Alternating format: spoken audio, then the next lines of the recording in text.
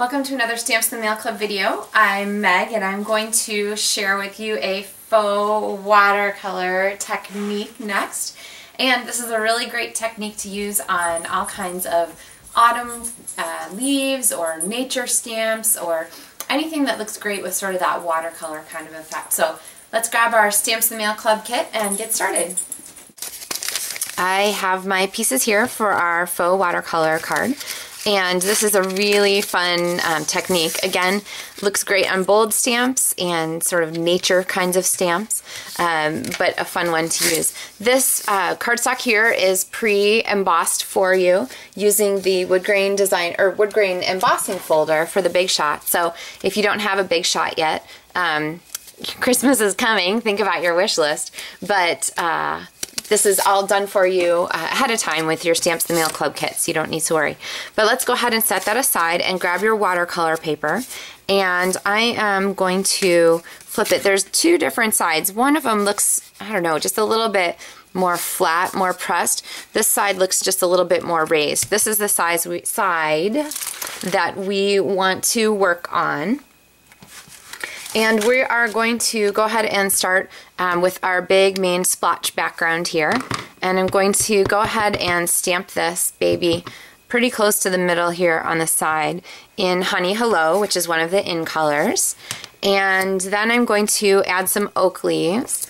And gosh, these oak leaves just make me, I don't know, fall kind of hit here this week. And it's just making me think autumn and fall and leaves all around. So I'm going to go ahead and stamp a couple of these on here. All right. When you're working in collage, make sure you put some of your images off the edge of your paper so that you get that sort of like you cut it out of a bigger piece look.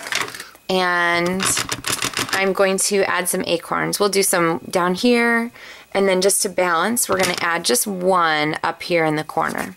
Okay, so we have some variety.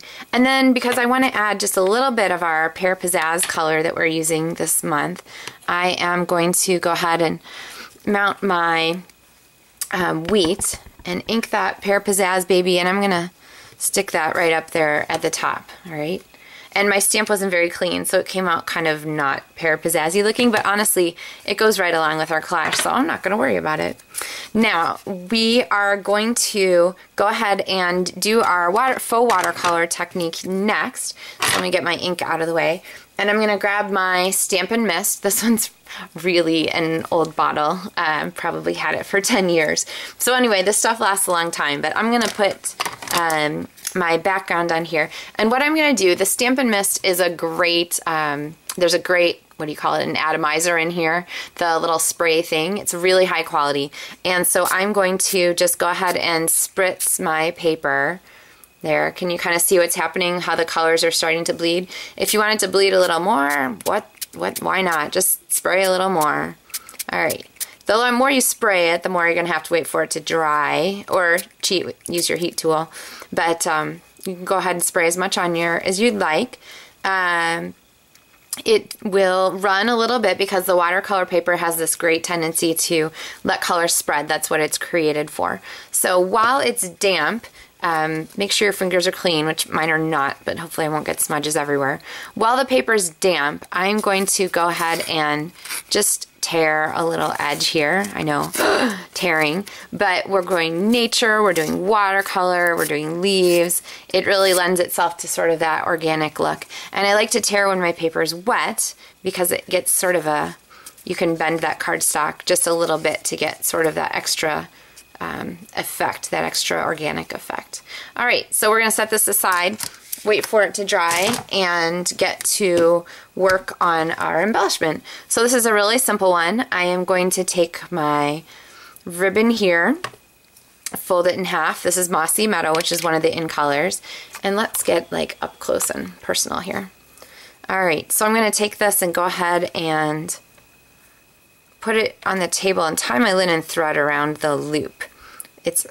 We're going to stick a button on there, but it's much easier to deal with if you just tie this first. And you know what? So that it doesn't keep trying to undo itself, I'm just going to go ahead and tie it into a knot. All right, so there's our loop. Then the next thing to do is thread the button up from the back because it's going to sit right in the middle. And these are the gold gold basic buttons, gold metal basic buttons. They just have a good feel to them. I don't know if you can get it from the video, but they feel nice. Kind of like little, I don't know, they're dime sized, I guess, but they look almost like, you know, little gold pennies. They're cute. So I'm going to go ahead and tie a bow. You can tie a knot if you are not a bow person. Ha ha ha. Sorry. My son is 6 and he loves puns.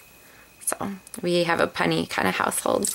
All right, and then I'm going to put this back in your frame and go ahead and cut off the ends there so that we have kind of our neat effect. When I go back to our card here with our texture pattern on it, I am going to add the strip of Blackberry Bliss Designer Series paper. I love that the Designer Series paper patterns paper comes in all of the colors that Stampin' Up! Carries, including the new in colors. And I'm just going to go ahead and press this right down here so that we have a border, and our image here is going to go ahead and stamp. Now, if you do not want your greeting to bleed at all, you should wait or use a heat tool to go ahead and dry it. But honestly, I don't care. I like the sort of bleeding look. So I'm going to go ahead and be wild and crazy and take my greeting now before it's completely dry and stamp my grateful for you right there. So if you look up really close, you can see that it's just starting to bleed a little bit, but not nearly as much as these other things that we did earlier. So I'm going to throw some Stampin' Dimensionals on the back, also known as Poppy Uppy things. Pull these backings off and stick this on our card. We're going to mount it just off to the side here.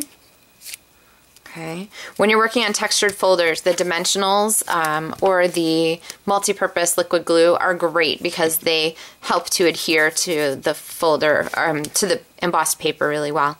And then I need a glue dot or your green lid glue, whichever is handier. Honestly, I'd probably use a glue dot, but this one's just right here. So if you're using the liquid glue, remember it doesn't grab. It's not an instant adhesive. It needs some time to dry and bond. So don't wave that around too much. But here is our finished faux watercolor card. So a really neat technique to keep in your arsenal, your stamping collection, for using with nature stamps and things in the fall and that sort of thing. Hope you are enjoying Stamps in the Mail Club video this month. If you have questions about joining Stamps in the Mail Club and getting a packet for yourself, please drop me an email and I would be happy to arrange that for you. Thanks so much for stamping with me by mail. Oh, yeah, like I said, don't wave it around too much. I should listen to myself. All right, thanks for watching.